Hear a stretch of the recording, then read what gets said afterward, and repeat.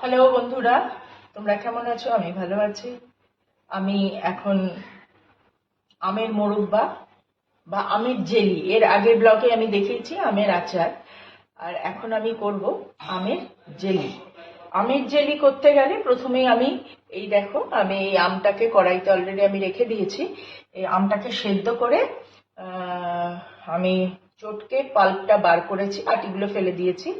নিয়ে এই অবস্থায় আমি শুধু একটা কড়াইতে আমি এই আমের জেলিটা, আমের পাল্পটা আমি কড়াইতে ঢেলেছি। ঢেলে এই এখন গ্যাসটা জ্বালালাম।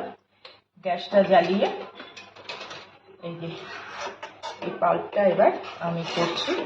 এই পাল্পের সঙ্গে, আমের এই পাল্পের সঙ্গে আমি এই যতটা এই আমটাকে চটকে বার করেছি পাল্পটা, এর সঙ্গে আমি এই বাটির 4 বাটি থেকে 5 বাটি আমি চিনি দেব।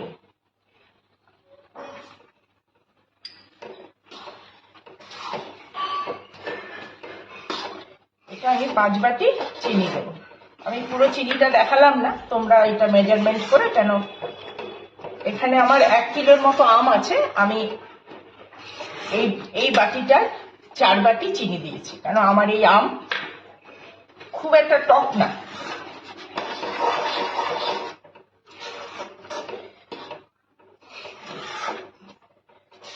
এর মধ্যে তারপরে দেব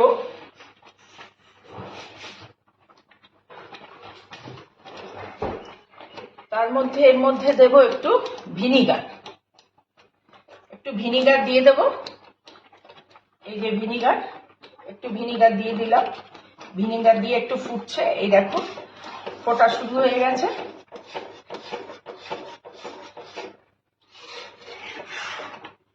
চিনি ভিনিগার সব একসঙ্গে ফুটলো। ফোটার সঙ্গে সঙ্গে আমি এই যে কিশমিশ আছে, একটু কিশমিশ উপর থেকে ছড়িয়ে দেবো। আর কিচ্ছু না, এবার নাড়িয়ে নাড়িয়ে এটা যেটা আছে তার হাফ করব। হাফ করে এটা ফুটছে, ফোটা শুরু হয়ে গেছে। এবার এটা হাফ করে আমি আসছি। আমি পরে কিভাবে এটা লাস্ট কি হয় ওটা আমি তোমাদের দেখাচ্ছি। এই যে আমার আমের জেলি হয়ে গেছে। এই যে শুকিয়ে এইটুকু করতে হবে। পুরো এতটা ছিল কড়াইতে, এতটা ছিল, শুকিয়ে এরম হয়ে গেছে।